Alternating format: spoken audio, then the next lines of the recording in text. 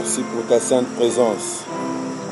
Merci pour cette présence qui fait la différence.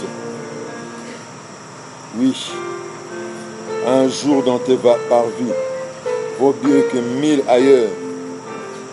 Oui, nous l'attestons, nous le soutenons, nous le confirmons. Car là où 2 ou 3 sont rassemblés en ton nom, Seigneur, tu es toujours présent. Tu es toujours présent. Et Seigneur, nous saluons ta présence en ce soir. Nous saluons ta présence glorieuse. Seigneur, c'est toi qui envoies ta parole et ta parole les guérit. Seigneur, que ta parole joue encore ce rôle ce soir. Que ta parole guérisse. Que ta parole chasse l'ignorance. Que ta parole transforme. Dans le nom de Jésus-Christ, notre Seigneur et notre Sauveur. Merci Seigneur Jésus. Amen. Amen. Shalom bien-aimés.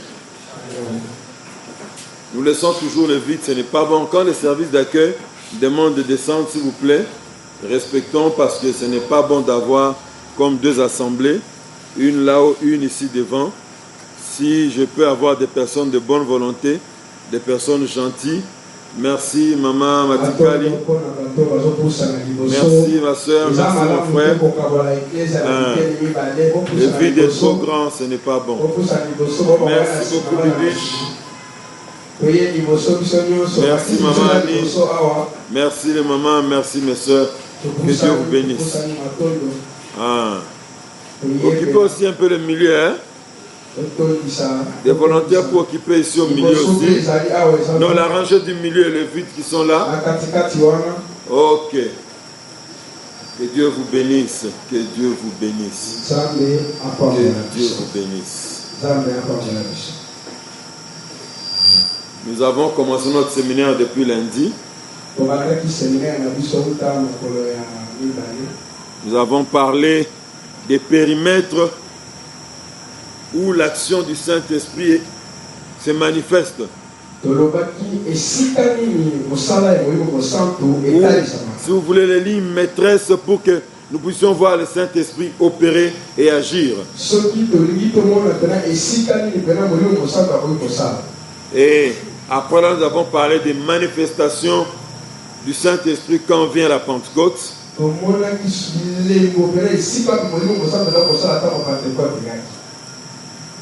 Et hier, nous avons continué à voir les manifestations quand vient la Pentecôte.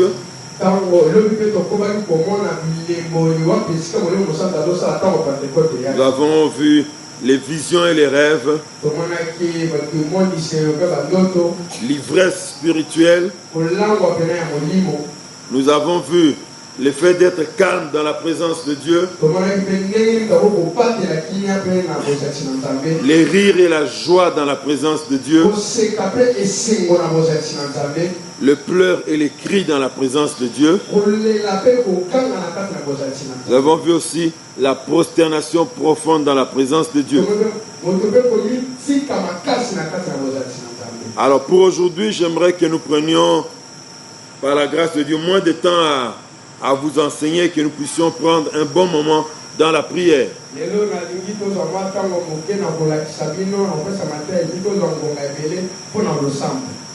Troisième point donc du chiffre romain, les signes de la Pentecôte.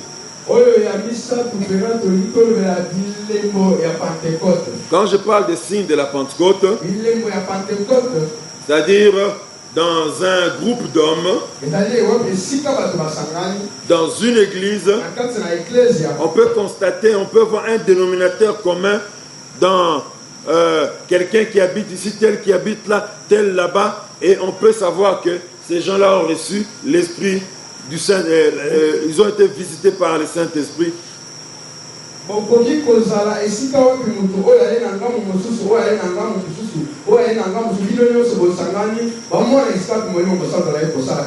Non, même pas forcément qu'ils se sont réunis. Mais on les voit distinctement de là où ils sont.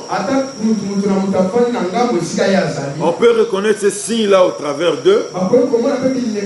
Tout comme ces personnes rassemblées, on peut voir ces signes-là au travers dans leur rassemblement. Alors, comme premier signe de la Pentecôte, les croyants sont baptisés du Saint-Esprit avec le signe initial du parler en langue. Alléluia. Ça veut dire que quand on est baptisé du Saint-Esprit, le premier élément qui permet de savoir qu'une personne est baptisée du Saint-Esprit, il parle dans de nouvelles langues. Quand on a prié pour vous et le Saint-Esprit est descendu, c'est le signe par lequel on reconnaîtra que la personne a été baptisée du Saint-Esprit. Parmi les chrétiens, cette question est beaucoup discutée. Pour éviter de parler de baptême du Saint-Esprit, pour éviter de parler de baptême du Saint-Esprit, certains préfèrent seulement parler de la plénitude du Saint-Esprit. Mais nous croyons au baptême du Saint-Esprit, avec comme signe le parler en langue. Actes des Apôtres chapitre 2 verset 1 à 8 nous dit ceci. Acte 2, 1 à 8. Acte 2, 1 à 8 dit ceci. Le jour de la Pentecôte, ils étaient tous ensemble dans le même lieu.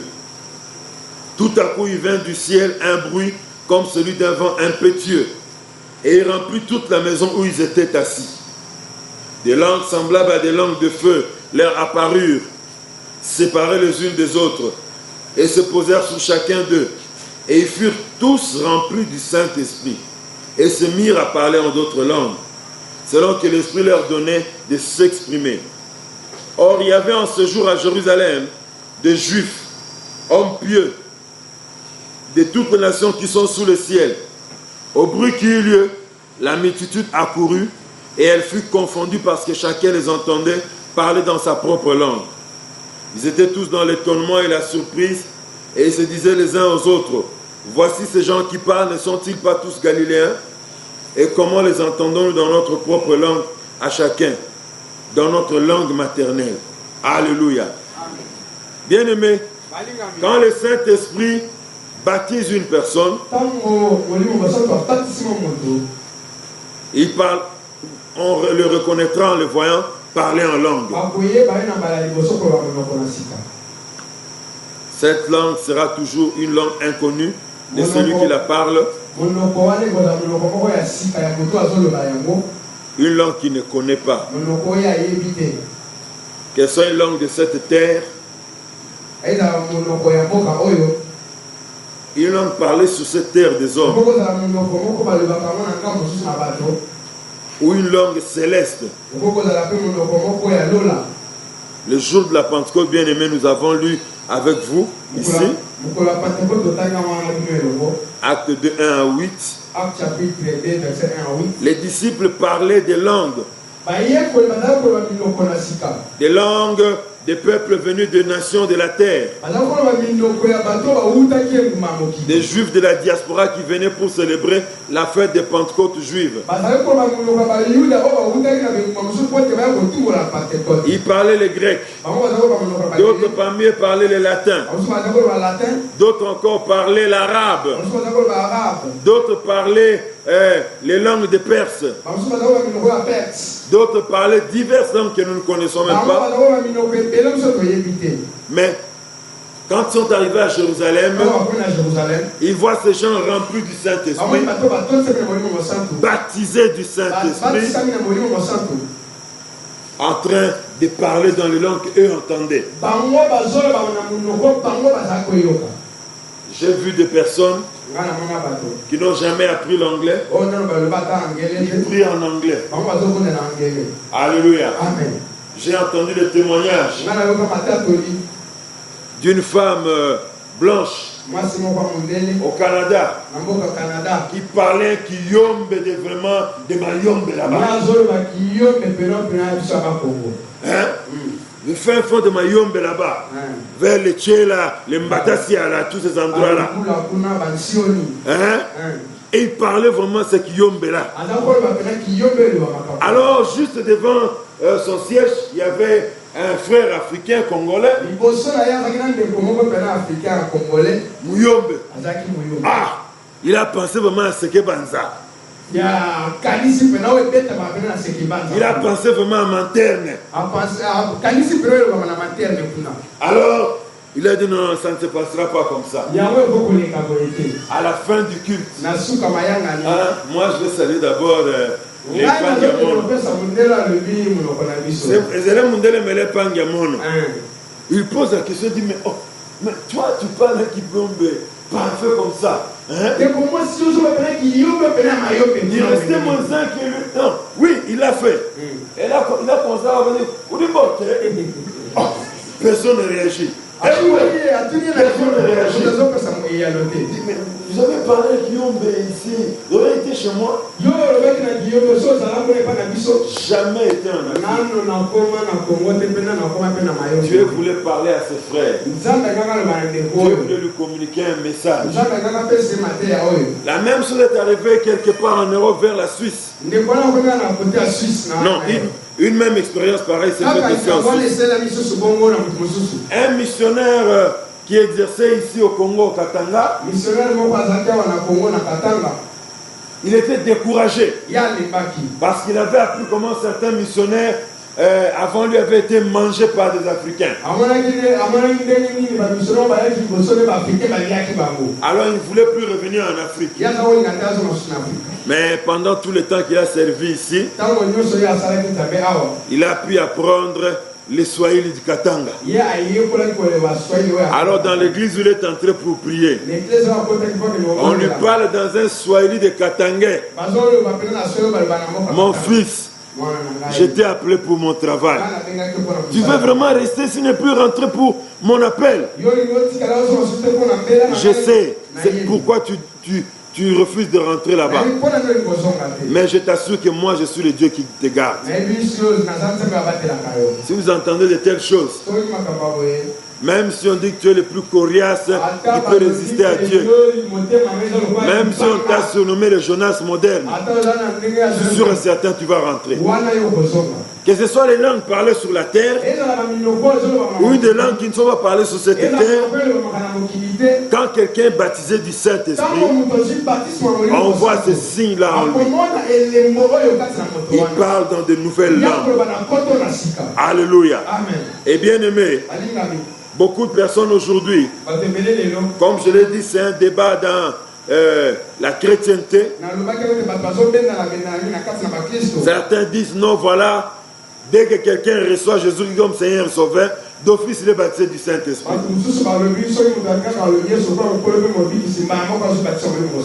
Heureusement, heureusement pour nous, que Acte 19 a été écrit.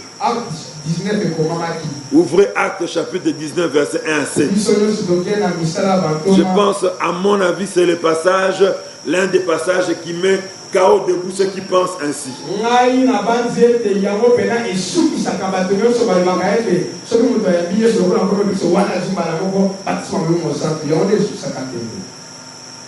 Acte 19, verset 1 à 7. Acte chapitre 19, verset 1 à 7. La Bible déclare ceci. Pendant qu'Apollos était à Corinthe, Paul, après avoir parcouru les hautes provinces de l'Asie, arriva à Éphèse. Ayant rencontré quelques disciples, il leur dit: avez-vous reçu le Saint-Esprit quand vous avez cru? Ils lui répondirent: nous n'avons pas même entendu dire qu'il y ait un Saint-Esprit. Grave. Il dit: de quel baptême avez-vous donc été baptisés? Et ils répondirent: du baptême de Jean. Alors Paul dit: Jean a baptisé du baptême de repentance, disant au peuple de croire en celui qui venait après lui, c'est-à-dire en Jésus. Sur ces paroles, il fut baptisé au nom du Seigneur Jésus. Lorsque Paul leur eut imposé les mains, le Saint-Esprit vint sur eux et ils parlaient en langue. Amen. Amen. Nous nous arrêterons au verset 6. Voyez-vous ces hommes? Quand Luc les appelle qu'ils étaient des disciples, c'est sérieux. Parce que Luc, dans ses livres qui nous a écrit les Actes des Apôtres, il n'appelle aucune autre catégorie d'hommes disciples si ce n'est ceux qui ont cru en Jésus comme Seigneur et Sauveur. Et ce texte nous apprend que le baptême du Saint-Esprit est une expérience distincte de la réception du Saint-Esprit lors de la nouvelle naissance.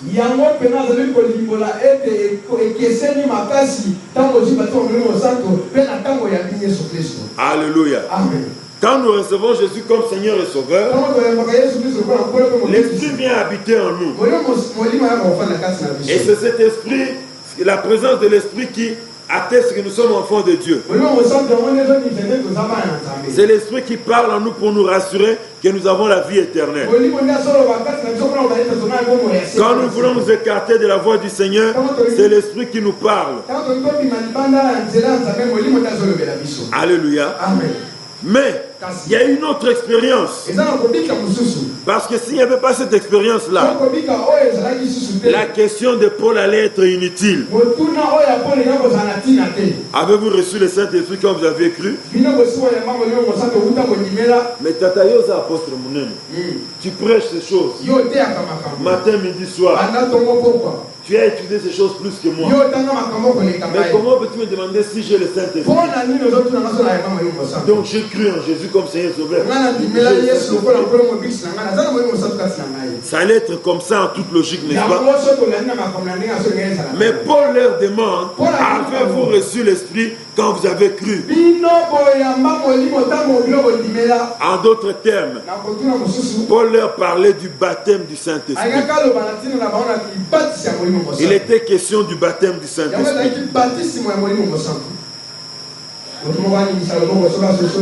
Alléluia. Amen. Oui, le récit des disciples d'Éphèse nous le montre clairement. Ils étaient sur le langage de Luc, des disciples. C'est-à-dire qu'ils avaient reçu Jésus comme Seigneur et Sauveur. Mais ils n'avaient pas encore expérimenté le baptême du Saint-Esprit. Et dans la compréhension de Paul et de Luc, le médecin bien-aimé,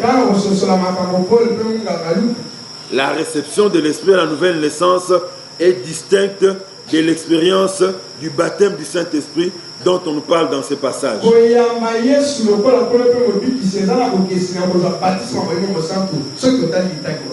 celui qui a reçu Christ comme Seigneur et Sauveur, l'Esprit est venu habiter en lui. Pour l'aider à marcher avec Jésus sur cette terre. Pour développer en lui le fruit de l'Esprit. Mais le baptême du Saint-Esprit, c'est pour nous donner la force qu'il y avait sur Jésus. Pour que nous soyons des témoins efficaces. Alléluia. Amen. Oui, bien-aimé. Ce sont deux expériences distinctes. Alors quand Paul leur pose la question, il dit, nous n'avons même pas entendu parler qu'il y a un Saint-Esprit. Ah bon? Alors, si tel est le cas, il les enseigne un tout petit peu. Vous n'avez reçu que le baptême de Jean. Ah, vous avez cru. Ok. Jésus a dit, Jean a enseigné qu'il y a quelqu'un qui vient après moi. Je suis venu lui préparer seulement le chemin. Et son baptême, c'était pour que les gens soient préparés à croire en Jésus. Alors, il les a baptisés du baptême au nom du Père, du Fils et du Saint-Esprit.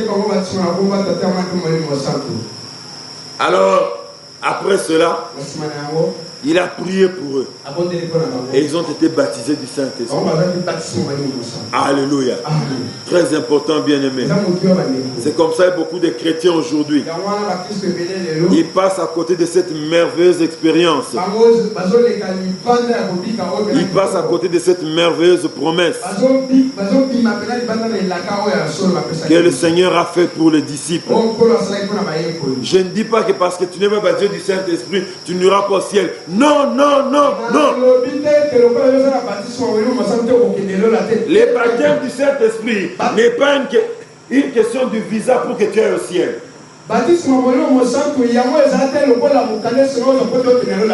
Nous avons déjà les visas dès le moment où nous avons reçu Jésus comme Seigneur et Sauveur.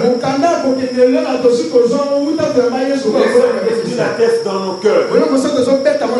Il atteste en nous que nous sommes enfants de Dieu, que nous avons déjà la vie éternelle. Mais le baptême du Saint-Esprit, c'est une affaire de la vie sur cette terre. Nous sommes des témoins de Jésus. Je garde le reste des choses que j'ai à dire pour la fin. Je dirais, nous reviendrons encore sur ce passage de Actes 19. Mais dans notre dernier point que nous allons traiter ce soir. Deuxième signe qui montre que la Pentecôte est présente. Que la Pentecôte est en train d'agir. Les degrés de consécration des chrétiens augmentent. Alléluia. Amen.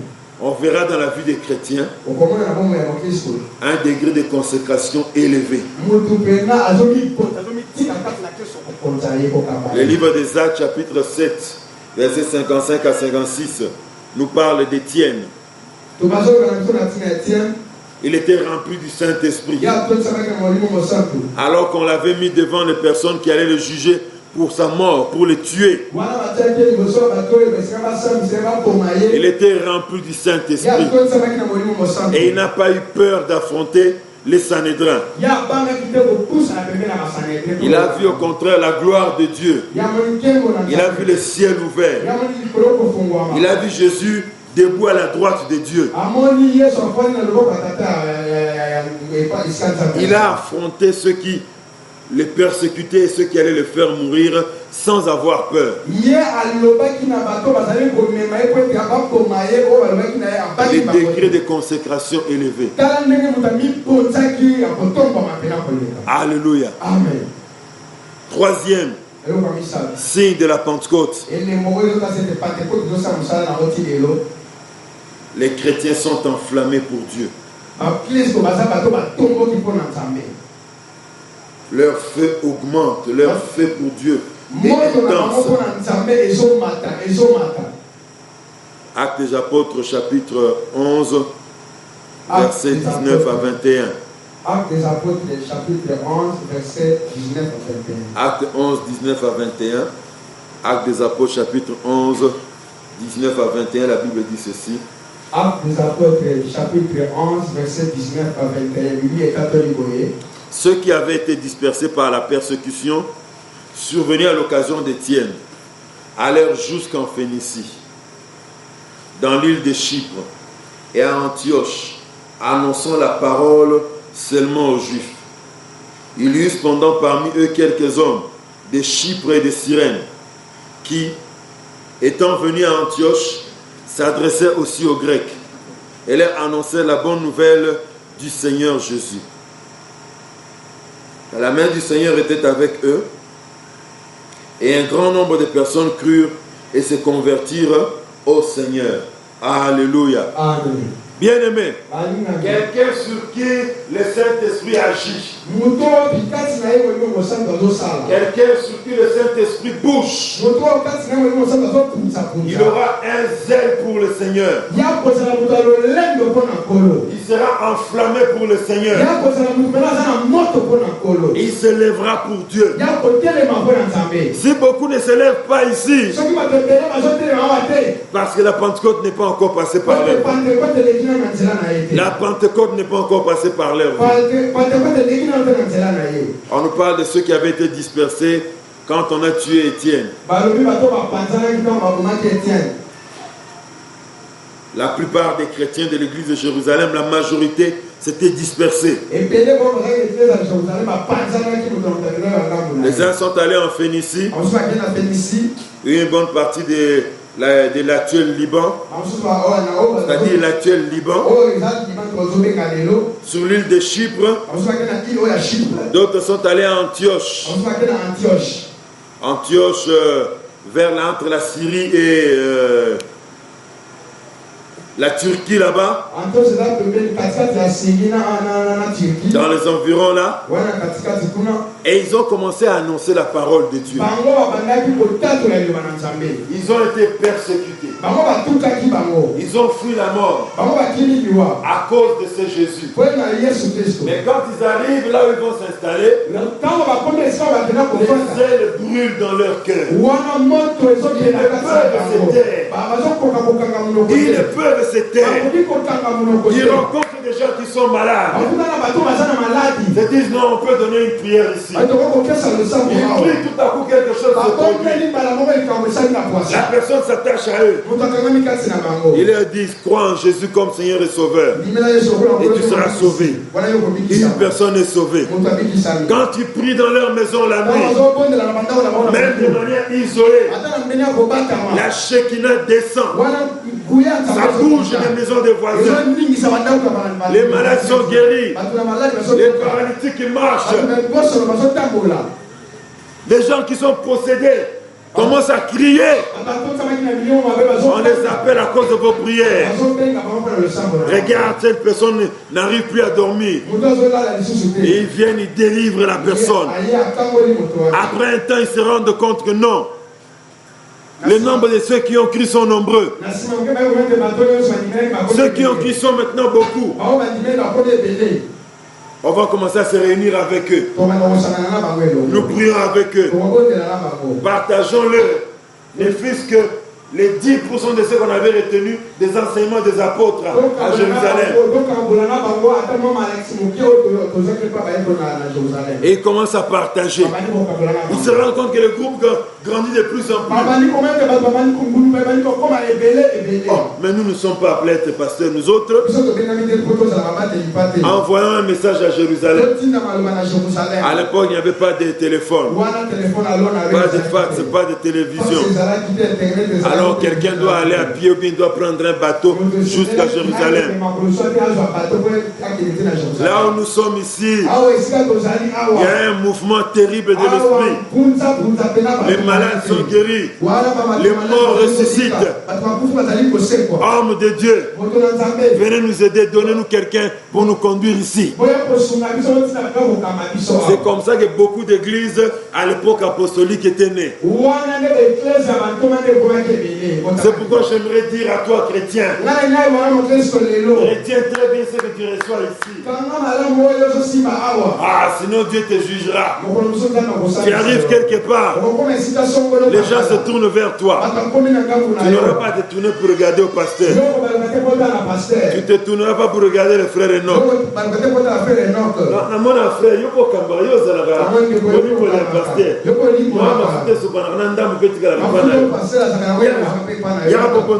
vous ne le verrez pas. Les gens vous regarderont et vous risquez de tourner les dos. Ces gens sont, quand la Pentecôte vient bien aimée, hommes et femmes sont enflammés pour Dieu. Alléluia. On raconte l'histoire d'un groupe aux États-Unis. C'était en Californie. Il y avait une maison où des gens priaient nuit et jour. La maison était pleine. Il y avait des gens à l'extérieur qui attendaient que d'autres puissent sortir. Bon, chacun vient. Il dit, moi j'ai 5 jours pour consacrer à la prière, je vais venir ici.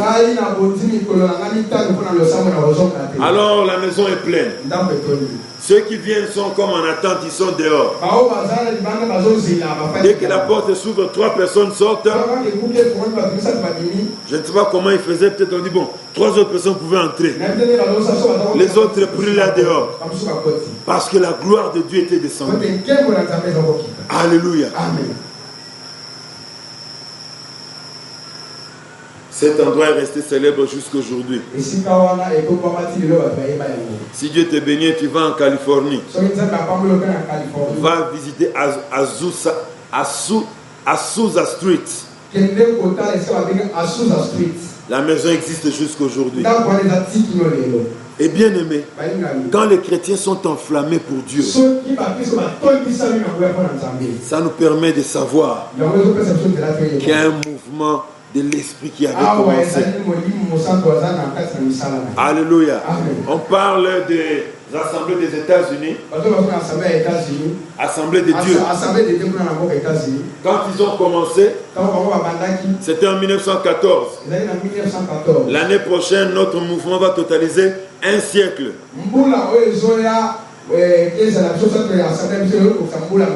Assemblée de Dieu, le mouvement dans lequel nous sommes. Alléluia. Une parenthèse. Certains disent que quand une église fait 1 siècle, il perd son zèle. Mais nous croyons, comme notre zèle vient du Saint-Esprit, notre zèle, comme ça vient du Saint-Esprit bien-aimé, même après 1 siècle, notre zèle ne va pas diminuer. Alléluia. Et vous verrez l'année prochaine, ça aura lieu à Springfield aux États-Unis. On va célébrer une grande convention du centenaire des assemblées de Dieu. Mais même après les centenaires, les âmes seront sauvées, les malades seront guéris. Nous continuerons à chasser les démons, nous continuerons à implanter les églises. J'ai dit Amen moi-même. Oh, Amen Yapongi. Alors bien aimé, quand les chrétiens sont remplis de la puissance de la Pentecôte, ils sont enflammés pour Dieu. Et dans les assemblées de Dieu des États-Unis, après 1914, quand ils ont compris qu'on a reçu l'Esprit de Dieu pour la mission, pour témoigner du Seigneur, ils n'ont pas attendu d'avoir trop de moyens. Ils ont dit on va commencer à envoyer des missionnaires. Les premiers missionnaires qui sont allés, ils ont fait plus de 15 ans séparés de leurs épouses et de leurs enfants à cause du zèle. Alléluia. Je ne dis pas qu'il faudrait qu'on envoie nous aujourd'hui des missionnaires pour qui se séparent de leur famille de 15 ans de cette manière-là, non. Ceux qui avaient commencé comme ça, ils ont rectifié, ils ont mis quand même que ça se fasse normalement. Mais je veux vous parler du fait qu'ils étaient enflammés pour Dieu. Regarde à ta vie, regarde à ta vie. Regarde à ta vie. Est-ce que tu es enflammé pour Dieu? Si tu n'es pas enflammé pour Dieu, demande le Saint-Esprit. Si autrefois tu étais enflammé pour Dieu, tu avais été baptisé autrefois, rappelle-toi où est-ce que ton feu s'est éteint. Dans le parcours, où est-ce que ton feu s'était éteint? Pourquoi ton feu s'était éteint? Alléluia. Oui. Ceux qui avaient été dispersés par la persécution. Souvenez à l'occasion d'Étienne. Allèrent jusqu'en Phénicie, dans l'île de Chypre, et à Antioche, annonçant la parole seulement aux Juifs. Alléluia. La main du Seigneur était avec eux. Et un grand nombre de personnes crurent et se convertirent au Seigneur. Alléluia. Oui, les évangiles nous apprennent comment Pierre avait régné le Christ après l'arrestation de ce dernier. Mais à partir du jour de la Pentecôte, son amour pour Jésus, sa flamme pour Jésus n'avait plus connu de barrières.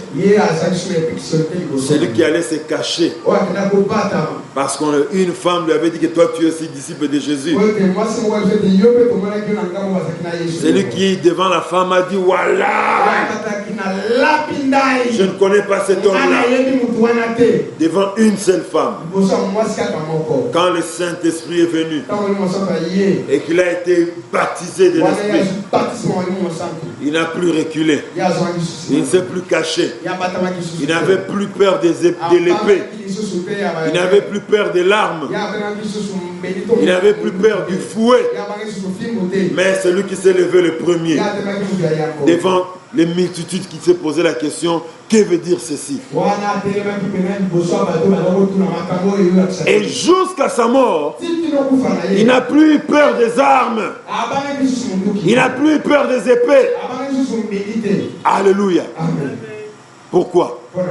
Baptisé du Saint-Esprit, et par la suite dans sa vie, il demandait la plénitude du Saint-Esprit chaque fois. Chaque fois. Chaque fois. Alléluia. Très important. Quatrième signe de la Pentecôte. Les chrétiens sont dotés des dons du Saint-Esprit. 2 Timothée 1, verset 6. 2 Timothée chapitre 1, verset 6. Paul dit ceci. C'est pourquoi je t'exhorte à ranimer les dons de Dieu que tu as reçus par l'imposition des mains. C'est pourquoi je t'exhorte à ranimer les dons de Dieu que tu as reçus par l'imposition des mains.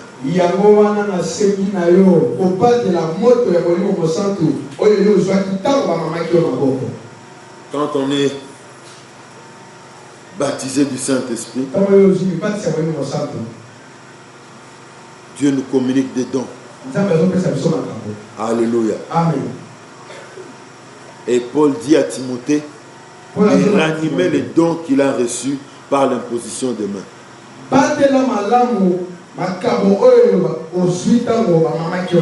Alléluia. Amen. Ça sous-entend quoi? Quand on reçoit un don, on doit l'entretenir.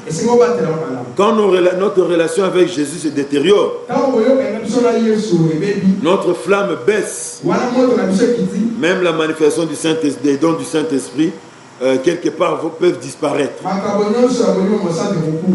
Oh, j'ai beaucoup regretté quand j'ai vu une personne qui priait ici avec nous, lors d'un séminaire de Pentecôte. On m'a fait des rapports comment Dieu lui ouvrait les yeux spirituels. Elle voyait des choses grandes.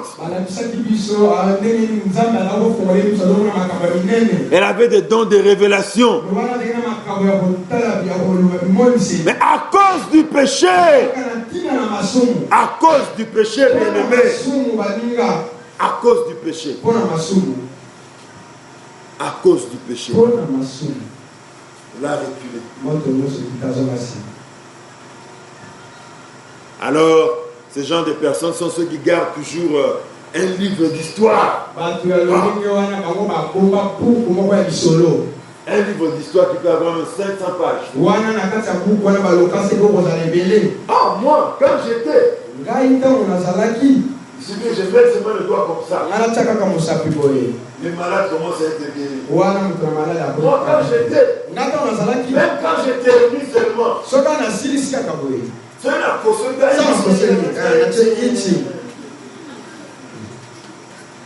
les démons commencent à se manifester. Quand je m'approche bien pas, ils commencent à se manifester encore davantage. Quand je dis tais-toi, les démons s'en vont. Quand j'étais, regardez, non? Regarde mon histoire. C'est tout un livre de cette part. Des choses qui ont passé avec Jésus. Nous, notre Jésus n'est pas seulement le Jésus des histoires d'hier. Vous comprenez bien? Ah, vous ne croyez pas. Hein? Notre Jésus n'est pas seulement le Dieu des histoires d'hier. Quand j'ai guérissé les malades. Quand j'ai parlé seulement comme ça. Les gens commençaient à pleurer. Mais notre Dieu est le même hier, aujourd'hui et éternellement.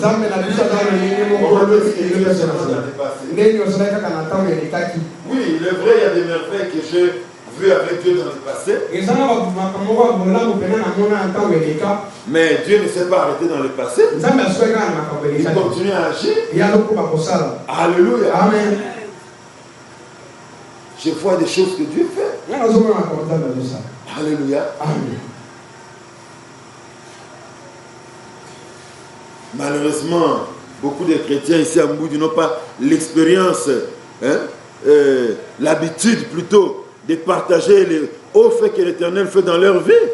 Mais il y a des témoignages parmi vous, des choses que Dieu fait ici.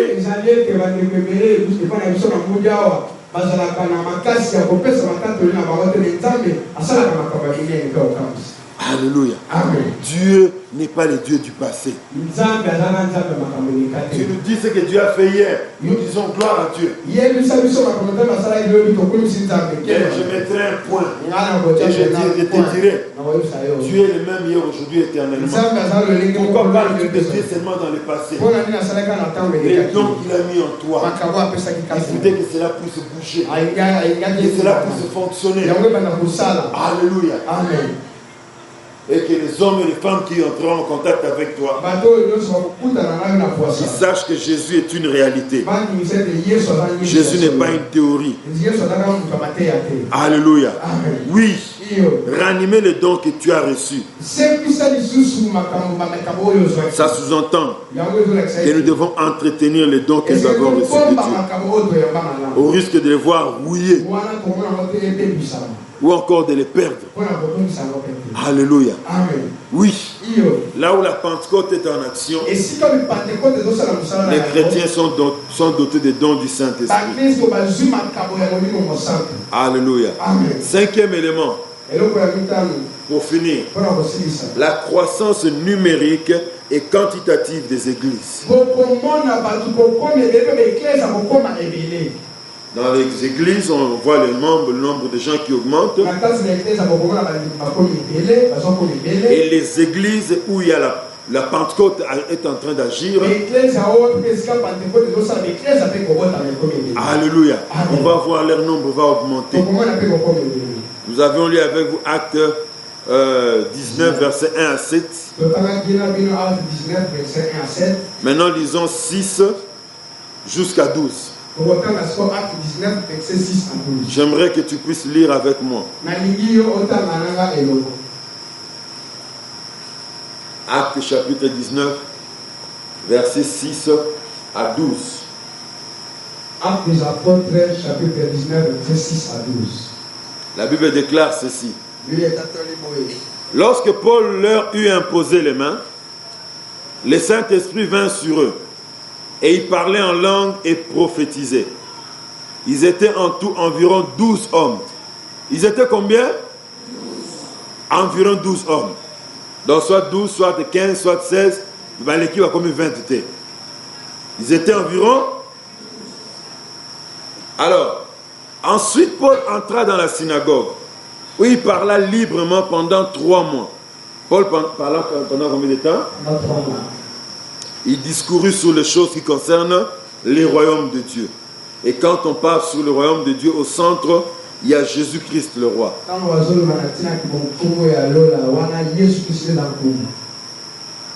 Il parlait s'efforçant de persuader ceux qui l'écoutaient.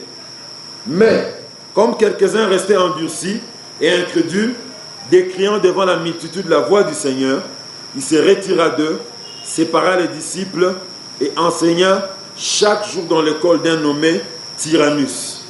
Cela dura 2 ans, de sorte que tous ceux qui habitaient l'Asie Juifs et Grecs entendirent la parole du Seigneur. Et Dieu faisait des miracles extraordinaires par les mains de Paul. Au point qu'on appliquait sur les malades des linges ou des mouchoirs qui avaient touché son corps et les maladies les quittaient et les esprits malins sortaient. Amen. Amen. Je voudrais épingler 2-3 choses dans ce texte. Au verset 7, on nous a dit qu'ils étaient environ 12 hommes.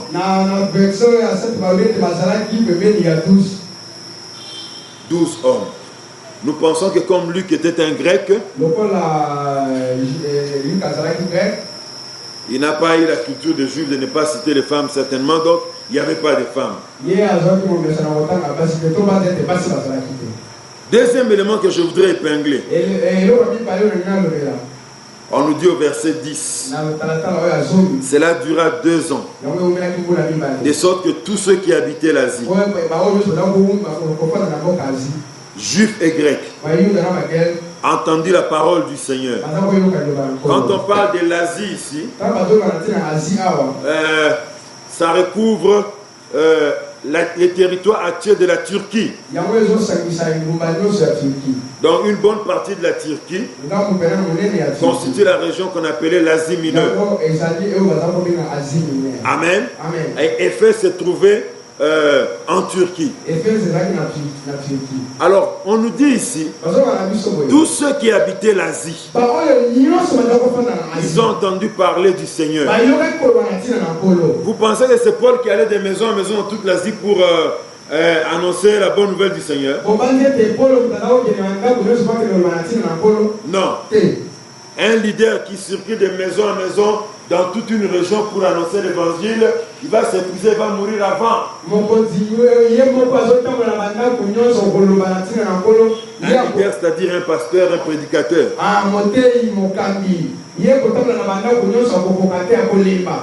Il va mourir avant. Alléluia. Amen. Mais ce que le leader fait, c'est quoi? Il prêche la bonne nouvelle. Ceux qui croient en Jésus et qui l'entourent, il les forme. On les enseigne, mais on les baptise aussi du Saint-Esprit. Et s'ils sont baptisés du Saint-Esprit, ils iront faire la même chose que lui. Paul a trouvé les 12. Il leur a enseigné le baptême. Il leur a parlé du baptême du Saint-Esprit. Ils ont été baptisés d'eau et ils ont été aussi baptisés du Saint-Esprit. Il a continué à les former. Si lui avait pu gagner ces 12-là, admettons que chacun d'entre eux en une année gagne 6 personnes. Ça fait 72 personnes gagnées. Plus eux-mêmes, ça fait 84. S'il doit ajouter lui-même, Paul, ça fait 85. Si on ajoute celui qui ne se cite pas dans le livre mais qui écrit tous les livres, Luc, ça fait 86. C'est la même chose. Et maintenant les 85. À leur tour, ils continuent encore. Ils prennent 10 personnes. Ils les gagnent. Ils sont baptisés de l'esprit. Ils sont enseignés pour connaître le fondement de la vie chrétienne. Le nombre change, n'est-ce pas? C'est combien? Hein? Qui m'a très bien suivi? Ah, vous voyez, d'autres ne suivent pas. 850, n'est-ce pas? Vous êtes une bonne classe, vous suivez très bien. Alors, imaginez qu'ils continuent comme ça tous les 3 mois. Le nombre ne fera que augmenter. Et imaginez, nous sommes dans une région où les gens circulent. Voyage pour les affaires. Voyage pour le travail. Pour le congé. Et ainsi de suite. Et chacun là où il part, il sait que je suis un disciple de Jésus. Le feu brûle en moi. Je ne saurais me taire regarder ce que je comme. J'ai Jésus dans mon cœur. Et la flamme du Saint-Esprit brûle sur mes lèvres. Je dois me taire et ne pas parler de ces choses. Je dois parler de ces choses. Alléluia. Amen. Conséquence, toute la région d'Asie, et les Juifs, et les Grecs, et les populations autochtones ont entendu parler de Jésus. Mais tout est parti d'où? Quelqu'un avait pris conscience que le baptême du Saint-Esprit, la Pentecôte quand elle vient, et que les gens sont baptisés de l'Esprit, ils sont saisis par Dieu. Et ils ne restent plus les mêmes. Alléluia. Amen. Cette église qui avait commencé avec 12 personnes, ils étaient contents. Ils étaient une belle cellule. Ils étaient contents. Ils disaient, ah, et si nous avons bien, on fait même nos maisons.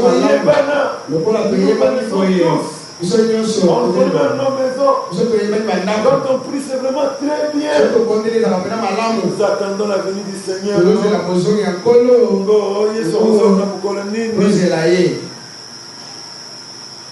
Mais il y avait une dimension qu'ils avaient oubliée. Nous sommes chrétiens pour être des témoins. Mais pourquoi ils avaient oublié cela? Parce qu'ils n'étaient pas aussi baptisés du Saint-Esprit. On pouvait beau leur enseigner. Nous sommes appelés à être des témoins de Christ. Mais là où la puissance ne descend pas, là où la Pentecôte n'arrive pas, il n'y aura pas de mouvement. Alléluia. Parcourez Mbouti. Parcourez Kinshasa. Vous trouvez des églises où les gens sont à 45, depuis 14 ans, depuis 20 ans. Non, ce n'est pas normal. Le pasteur Jacques Vernon disait ceci. Il est allé un jour trouver quelqu'un dont l'église a fait des années, 25 personnes. Et il commentait, il dit non. Dieu ne nous a pas appelés à sauver seulement 20 personnes. Non. Alléluia. Amen.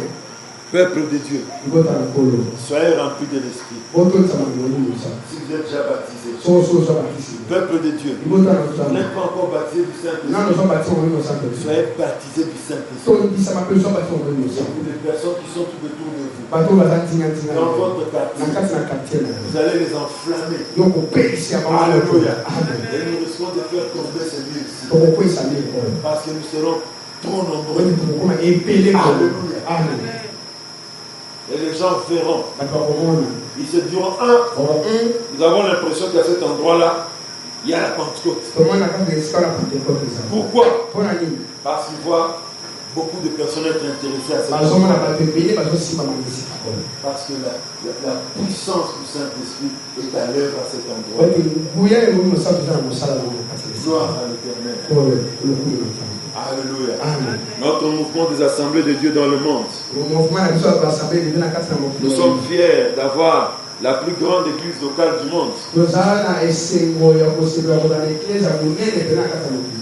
Une église locale de 1 million de membres. Avec près de 1000 anciens.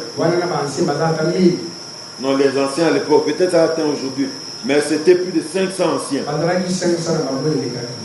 À Séoul, en Corée du Sud. Mais ce n'est pas tout. Ici au Congo, nous faisons des exploits. Alléluia. Dans la famille Laborne, par exemple, je sais que nous avons une église actuellement à Bunia. Et je parlais avec le frère qui est à Kisangani. Parce que nous avons des membres de nos églises qui sont dans le coin reculé de la province orientale, là où il n'y a pas d'église. Il n'y a pas moins de vous qui êtes là, que vous puissiez faire quelque chose. Et le frère me dit, priez. Priez pour nous. La pensée est là. Alléluia. Bien-aimés, frères et sœurs, désirez le Saint-Esprit.